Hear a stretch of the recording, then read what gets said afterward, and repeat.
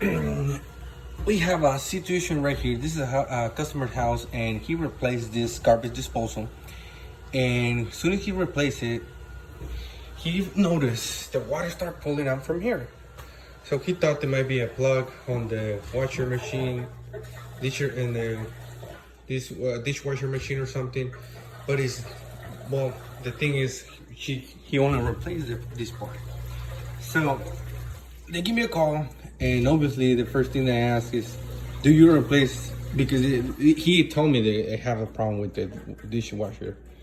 So the first thing I ask is like, do you replace the garbage disposal? And they say yes. Okay. The thing is, he forgot to unplug this line, which is the dishwasher line. So if you don't unplug it and you connect everything the way it is, it's gonna obviously clog and the water start coming up from that side.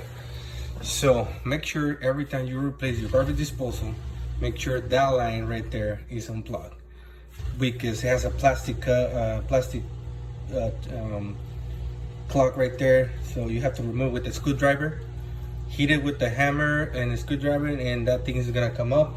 A little piece of plastic. Always remember to check it from there. The little piece of plastic is gonna come out from there.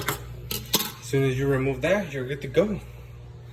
And that's it. I mean, you don't have to replace anything else. It's just that it clog it, and obviously the water start coming out from that thing. So, all right, guys, that's another tip. Please subscribe. Thank you.